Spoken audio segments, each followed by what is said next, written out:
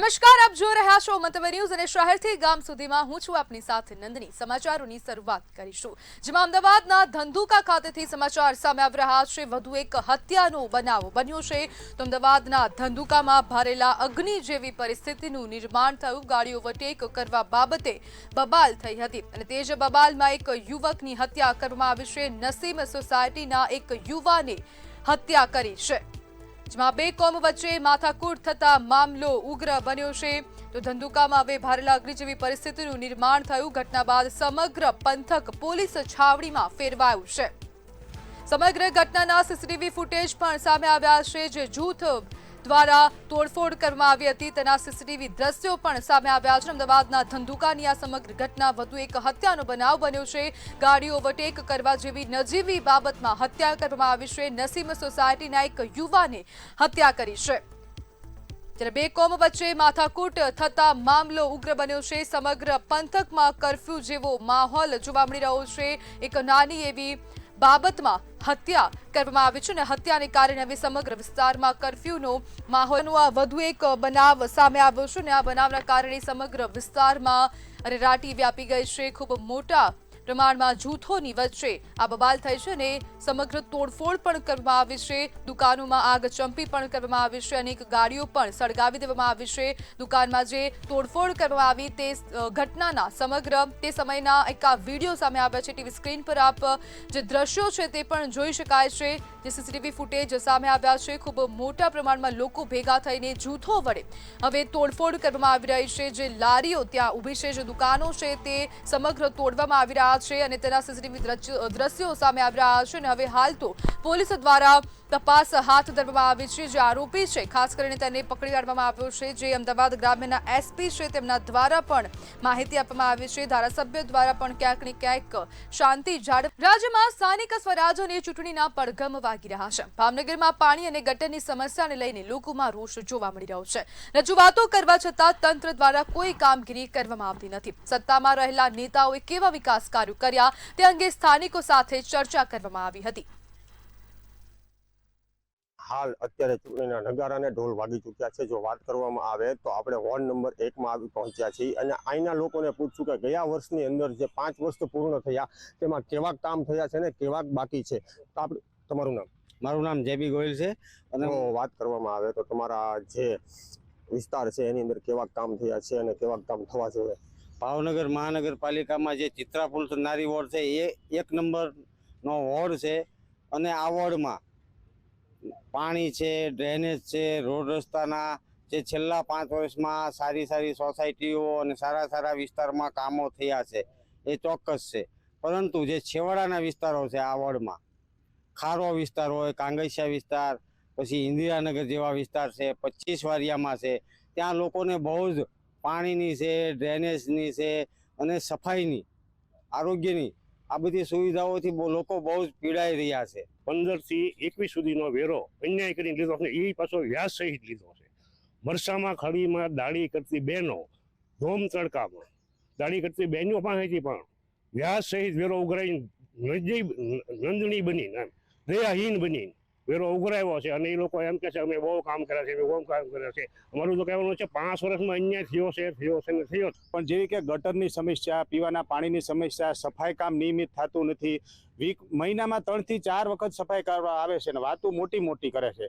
તો આ ભારતીય જનતા પાર્ટીના શાસકો દ્વારા મોટી વાતો કરે છે, સ્થળ ઉપર કઈ છે નહીં। કોઈ કામ સારા થતા નથી। અત્યારે જે ગટરનું કામ અત્યારે ચાલી રહ્યું છે એ સોબાહામાં પ્રશ્ન ઊભો રહેશે।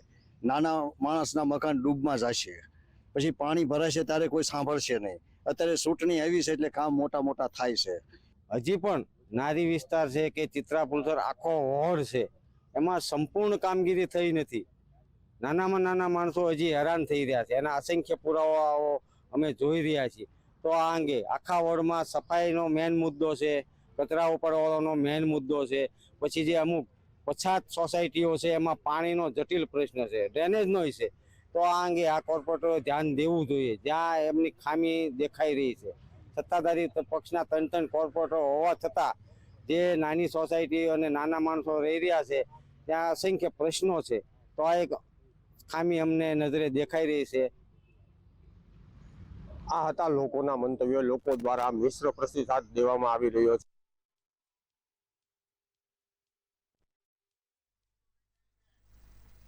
રાધનપુરના પૂર્વ ધારાસભ્ય રઘુ દેસાઈએ એક વખત ફરી ચર્ચાસ્પદ નિવેદન આપ્યું હતું, જેમાં તેમણે સંતો મહંતો અને ધર્મગુરુઓને લઈને મહત્વપૂર્ણ માંગણી કરી હતી.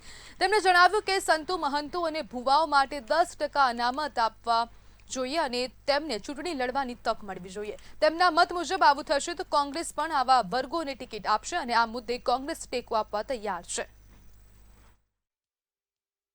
સંતો મહંતો અને ભુવાશ્રીઓના આશરે ભાજપને જવું પડ્યું છે. સંતો મહંતો અને ભુવાશ્રીઓ અમારા માટે બધા સન્માનજનક છે.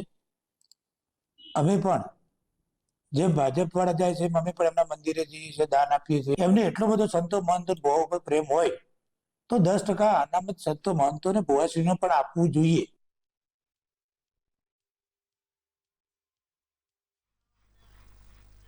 સમાચારમાં આગળ વાત કરીએ તો અમદાવાદ ખાતેથી સમાચાર સામે આવી રહ્યા છે. કોંગ્રેસ પ્રમુખની પ્રતિક્રિયા સામે આવી છે. તો શહેર કોંગ્રેસ પ્રમુખનું નિવેદન સામે આવી રહ્યું છે. તો આ મહત્વપૂર્ણ સમાચાર અમદાવાદ ખાતેથી સામે આવી રહ્યા છે. અમદાવાદ શહેર કોંગ્રેસ પ્રમુખ એવી કોઈ પણ ચર્ચા કર્યા વગર સીધા એમણે જે કાર્યક્રમ ચાલતો હતો તેનું સંચાલન કરતા હતા બીજા લોકો, અને જ્યારે રિબન કાપવામાં આવી ત્યારે એમણે પાછળથી ફિઝિકલ એસોલ્ટ કરવાનું જે તમે વિડીયોની વાત કરો છો એ પ્રયત્ન કર્યો. અને જ્યારે ઉદ્ઘાટન થઈ ગયા પછી હું જ્યારે બહાર નીકળતી હતી ત્યારે એમણે ત્યાં આગળ આવીને ફરીથી ફિઝિકલ એસોલ્ટ કર્યો છે.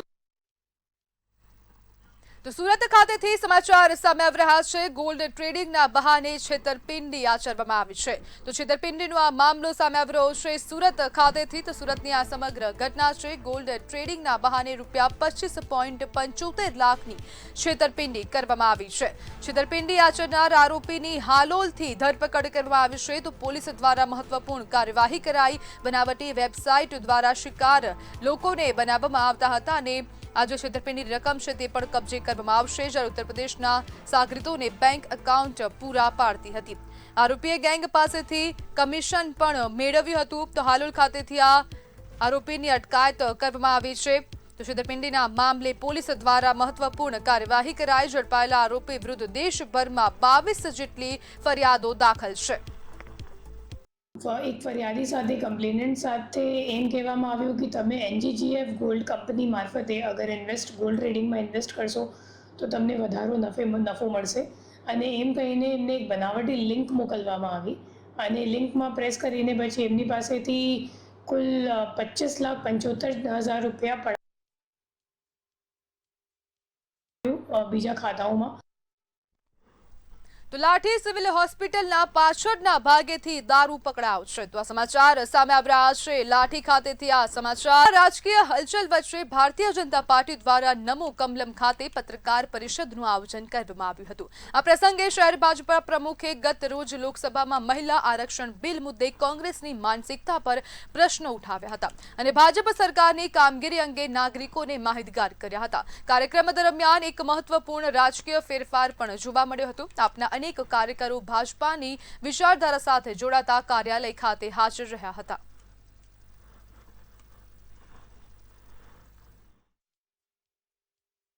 કીધું કે ઘર હોય વાસણો ખખડે, અમારે પણ ક્યાંક ને ક્યાંક વાસણો ખખડે હોય. મતભેદ હતા, મનભેદ ક્યારેય નતા. એ મતભેદો ક્યાંક ને ક્યાંક દૂર ગયા. અમારો અધ્યક્ષ પણ છે, મંત્રી પણ છે, બધા અનિમેજ સાથે જોડાયા છે આજે ભાજપના કાર્યકર્તા તરીકે. એવું નથી, ભાજપની વિચારસરણી બી ગમે છે અને એમનો બી અમને સપોર્ટ છે અને એમની સાથે અમે સંગાઈ રહ્યા છે કે એમની સાથે અમે રહેવા માટે એ છે કે ભાઈ એ કહેશે એ સાચું જ કહેશે. અમે એમની સાથે સપોર્ટ કરીએ છીએ. ભાજપમાં વિશ્વાસ છે કે છે, બંનેમાં છે. આજે ભારતીય જનતા પાર્ટી વડોદરા મહાનગરમાં જેઓ પહેલા આમ આદમી પાર્ટીમાં કામ કરતા હતા એવા સૌ હોદ્દેદારો અને કાર્યકર્તાઓ મોટી સંખ્યામાં જોડાયા છે. ભારતીય જનતા પાર્ટી વડોદરા મહાનગર વતી હું સૌનું હૃદયથી સ્વાગત કરું છું. સુરતના પાંડેસરા વિસ્તારમાં એક ચોંકાવનારી હત્યાની ઘટના સામે આવી હતી, જેમાં જમાઈએ પોતાની જ સાસુની હત્યા કરી નાખી હતી.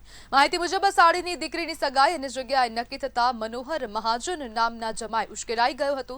ગુસ્સામાં આવી તેણે પોતાની સાસુ રત્નાબેન પર જ્વલનશીલ પ્રવાહી છાંટી હુમલો કર્યો હતો. ગંભીર રીતે દાઝેલી રત્નાબેનનું સારવાર દરમિયાન મોત નીપજ્યું હતું.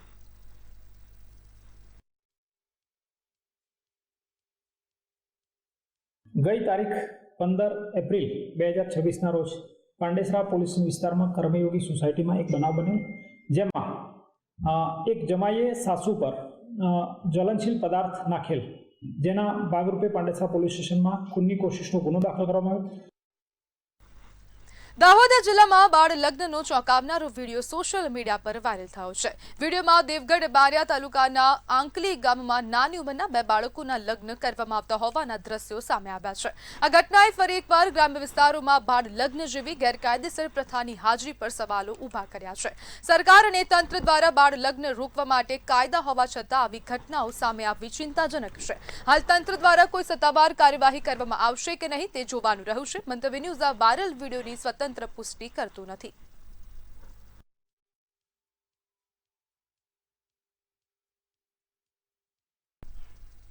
સુરતના ડિંડોલીમાં પૈસાની લેતી દેતીમાં મિત્રએ મિત્રની હત્યા કરી હોવાની ઘટના સામે આવી છે. યુવકે પોતાના પૈસા પરત માંગતા ઉશ્કેરાયેલા મિત્રએ શુભમ પર ચપ્પુ વડે જીવલેણ હુમલો કર્યો હતો. યુવકને ગંભીર ઈજા પહોંચતા સારવાર અર્થે હોસ્પિટલ ખસેડવામાં આવ્યો હતો. સારવાર દરમિયાન યુવકનું કરુણ મોત નીપજ્યું છે. બનાવની જાણ થતાં પોલીસે ઘટના સ્થળ પર પહોંચી તપાસ હાથ ધરી છે. वो लड़का काम पे गया था, उनके पास पैसा मांगने गया था, तो उनका सुबह में कुछ हुआ था क्या मालूम, फिर वो शाम को मिले तो मांगने गया था तो उन्होंने ये कर दिया. किससे पैसा मांग रहा था आपका? जिसके पास से लेने का था उसके पास. कौन था वो? अभी मैं नहीं देखा ना वो कौन था. तो कब घटना बनी? 9 साढ़े 9 बजे की. क्या कहना चाहोगे? क्या मांगे आप पुलिस से? क्या करो? पुलिस से तो वो केस किया था, फिर अभी वो उन्होंने कुछ ये किया नहीं, उसका पूरा आगे नहीं किया. ગાંધીનગરના માણસા માર્કેટ યાર્ડની 17 દુકાનોમાં ચોરીની ઘટના બની હતી. ચોરોએ માર્કેટ યાર્ડના તાળા તોડી હાથ ફેરો કર્યો હતો. ઘટનાને લઈને ચકચાર મચવા પામી છે. ત્યારે આ મામલે પોલીસે તપાસ હાથ ધરી છે. સીસીટીવીના આધારે પોલીસે તપાસ શરૂ કરી.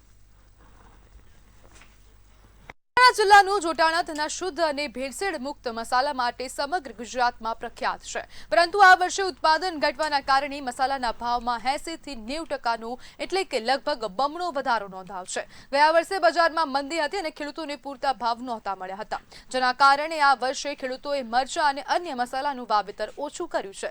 ગત વર્ષે 200 રૂપિયામાં મળતું રેશમ પટ્ટી અને દેશી મરચું આ વર્ષે 400 થી 450 રૂપિયા પહોંચ્યું છે, જ્યારે કાશ્મીરી મરચું આ વર્ષે 700 થી 900 રૂપિયા કિલોના ભાવે વેચાઈ રહ્યું છે. હળદરમાં પણ કિલોએ 100 થી 150 રૂપિયાનો વધારો જોવા મળ્યો છે. જો કે મોંઘવારીનો માર હોવા છતાં સ્વાસ્થ્ય સાથે કોઈ બાંધછોડ ન કરવા માંગતા ગ્રાહકો શુદ્ધ મસાલા ખરીદવા માટે જોટાણા પહોંચી રહ્યા છે.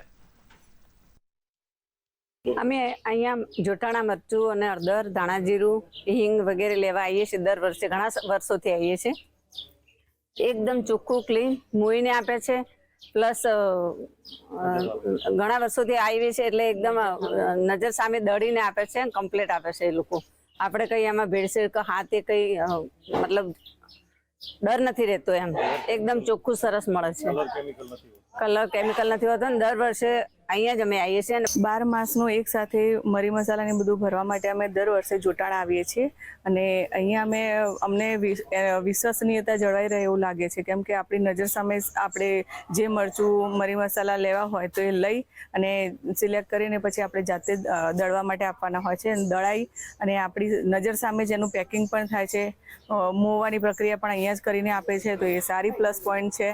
અને આર્ટિફિશિયલ કલર કે એવું કંઈ ભેળસેળની શક્યતા રહેતી નથી, તો એના માટે અમને ખૂબ જ ટ્રસ્ટ છે અહીંયા. ગયા વર્ષે મરચામાં મંદી હતી, વધારે બહુ ઓવર મંદી હતી, એટલે ખેડૂતોએ ઓછું વાવ્યું. આ વર્ષે ખેડૂતોએ ઓછું વાવ્યું એટલે પાક ઓછો થયો, એનો ભાવ એનો દોઢો થઈ ગયો, દોઢો ને ડબલ થઈ ગયો છે એમ ગણો. ગયા વર્ષે રેશમપટ્ટી મરચું હતું 200 રૂપિયા, આ વર્ષે સીધું 450 રૂપિયા, 400 450 રૂપિયા. કાશ્મીરી મરચું હતું ગયા વર્ષે 400 રૂપિયા હતું, આ વર્ષે સીધો 700 થી 900 રૂપિયા. અને દેશી મરચું હતું, દેશી તીખા મરચાં 200 રૂપિયા હતા ગયા વર્ષે, આ વર્ષે સીધા 400 450 રૂપિયા. રાજકોટના ધોરાજીના સુપેડી ગામ ખાતે આવેલ મુરલી મનોહર મંદિરના મહંતની મનમાની મામલો સામે આવ્યો હતો. મહંત રવિન્દ્રદાસ દ્વારા દર્શનથી સાથે ઉદ્ધતતા ભર્યું વર્તનને લઈને સુપેડી ગામના લોકોમાં રોષ ફેલાયો હતો. ત્યારે ગઈકાલે મહંત રવિન્દ્રદાસ બાપુ વિરુદ્ધ સુપેડી ગામ બંધ રાખી વિરોધ પણ કરવામાં આવ્યો હતો. ગ્રામજનોના રોષ જોયા બાદ મહંત મંદિર છોડી અજ્ઞાતવાસમાં જતા રહેતા મંદિરના ટ્રસ્ટી દ્વારા ખુલાસો કરવામાં આવ્યો છે. જ્યારે મંદિર સેવકો તાલુકા પોલીસ સ્ટેશને પહોંચ્યા અને પીઆઈને રજૂઆત કરવામાં આવી છે.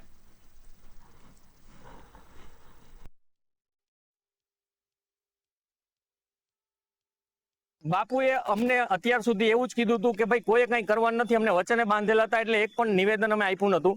ગઈકાલે રાત્રે પરિવાર સાથે બાપુ પહેરેલ કપડે ત્યાંથી નીકળી ગયા છે અને અમને વચને બાંધ્યા કે અમારી પાછળ આવવાનું નથી. આજથી હું મારા ભજનને લઈ અને હું જ્યાં જઈશ ત્યાં મારો મુરલી મનોહર આવી જશે. મારે કોઈ પણ જાતના મંદિરની મોહ નથી અને તમારે જ્યાં લડવું હોય એ લડજો. હું જાઉં છું, ક્યાં ગયા છે એ કઈને નથી ગયા અને અમને ગોતવાની ના પાડી. હાલ અત્યારે તમે બધા સેવકો છે તે ધોરાજી તાલુકા પીઆઈ સાહેબને રજૂઆત કરવા આવ્યા હતા, શું હતું? અત્યારે અમે પીઆઈ સાહેબને એ જ રજૂઆત કરી કે પહેલી વસ્તુ તો કે શ્રી મુરલી મનોહર મંદિર ટ્રસ્ટની પ્રોપર્ટી છે, તો એ ટ્રસ્ટની પ્રોપર્ટીમાં કોઈ પણ વ્યક્તિ કાંઈ પણ કરે નહીં. અમે હાજર નથી, અમે પોલીસને સપોર્ટ કરીએ છીએ કે એમને એમ કીધું કે ચૂંટણીનો માહોલ છે, બગડે નહીં, ધ્યાન રાખો. ઓકે, અમે ત્યાં નથી જતા. તો પોલીસ 24 કલાક પ્રોટેક્શન આપે, બહારની કોઈ વ્યક્તિ અહીંયા ખોટા કબજાઓ ન કરે. સમાચારમાં આગળ વાત કરી તો દાહોદ ખાતેથી સમાચાર સામે આવી રહ્યા છે. ભાજપ દ્વારા 2 સદસ્યોને સસ્પેન્ડ કરવામાં આવ્યા છે. તો ભાજપ પક્ષ દ્વારા હવે કાર્યવાહી કરવામાં આવી છે. 2 જેટલા સદસ્યોને સસ્પેન્ડ કરવામાં.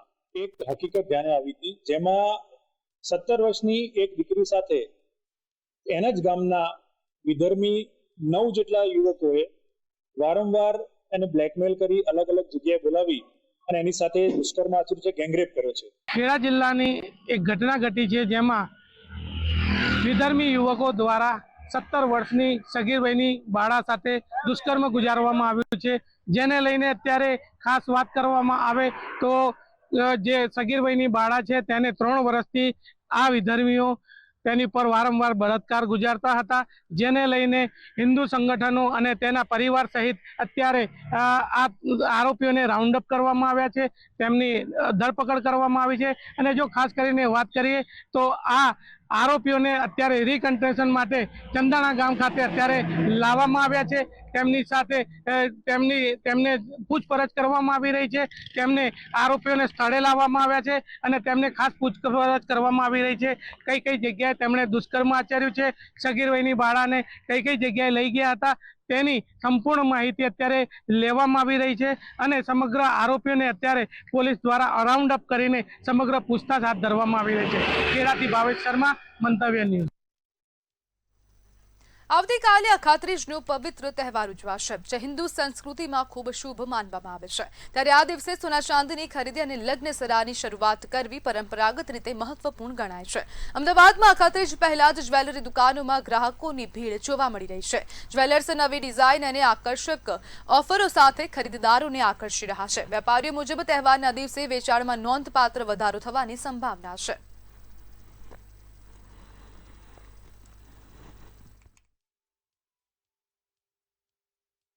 આવતીકાલે અખાત્રીજનો તહેવાર છે, ત્યારે દેશભરમાં લોકો આ તહેવારને રંગે ચંગે મનાવતા હોય છે. લોકો જે શુભ હોય છે તેની ખરીદી કરતા હોય છે. વાહનોની, સોના ચાંદીની તમામ જે ખરીદી કરીને આ દિવસની ઉજવણી કરતા હોય છે. લગ્ન સરાની ખરીદી પણ આવતીકાલથી શરૂ થશે.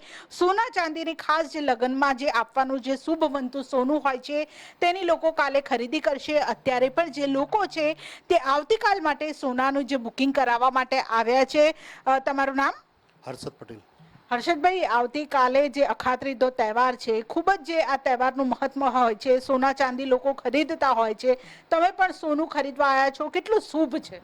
હિન્દુ સંસ્કૃતિ મુજબ અખાત્રીજ એટલે વણજોયું મુહૂર્ત કહેવાય અને આ દિવસે ઘરમાં સોનાનું કે ચાંદીનું એક પણ ઘરેણું જો ખરીદી શકાય તો ખરીદી લેવું જોઈએ, કેમ કે અતિ ઉત્તમ આ મુહૂર્ત હોય છે અને જે આ મુહૂર્તમાં ખરીદે છે તેની માટે કહેવાય છે કે વર્ષભર સોના ચાંદીના ભંડાર ઘરમાં ભરેલા હોય છે અને એટલા માટે લોકો લગ્ન સરાની ખરીદી પણ શરૂ કરતા હોય છે.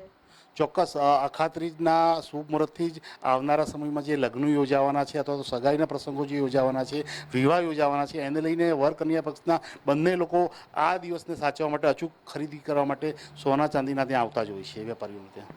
એટલે લોકો હોય છે તે કાલના દિવસે વણજોયું મુહૂર્ત હોય છે તેના લીધે ખરીદી કરતા હોય છે. તમે શું કહેશો? કાલનો દિવસ તો તમારા માટે અવસર સમાન છે, ભલે સોનાનો ભાવ વધારે હોય તેમ છતાં લોકો ઉત્સાહથી ખરીદી. ભાવ તો વધ્યા જ છે. છેલ્લા 2 વર્ષમાં તો ભાવ સોનાના ભાવ ઓલમોસ્ટ ડબલ થઈ ગયા છે, પણ ગ્રાહક જે ખરીદે છે એ ખરીદે જ છે. હા, ગ્રાહકી થોડી ઓછી થઈ છે, પણ જે ખરીદે છે એ ખરીદે જ છે. એટલે ગ્રાહકી છે પણ ઓછી છે અને સોનું ખરીદે છે, ઘણા ચાંદી ખરીદે છે, હવે ઘણા નથી પોસાતું એ લોકો સિક્કાઓ ખરીદી લે છે, 2 ગ્રામ 5 ગ્રામના પણ ખરીદે છે. એટલે લોકો પોતાની પરિસ્થિતિ પ્રમાણે જે આવતીકાલના દિવસે જે પોતાના ખિસ્સાને અનુરૂપ હોય તે પ્રમાણે સોના ચાંદીની ખરીદી કરીને આ તહેવારની ઉજવણી કરતા હોય છે. કારણ કે અખાત્રીજનો દિવસ એ ખૂબ જ શુભ દિવસ છે અને આ શુભ બનતા દિવસે લોકો સોના ચાંદીની સાથે વાહનોની સાથે જે માટીના વાસણો હોય છે તેની સાથે તાંબા પિત્તળના વાસણોની ખરીદી કરીને આ અખાત્રીજનો તહેવાર છે તે ધામધૂમપૂર્વક ઉજવતા હોય છે. કેમેરા પર્સન કુનાલ રાણા સાથે કિંજલ બોરીસા, મંતવ્ય ન્યૂઝ, અમદાવાદ.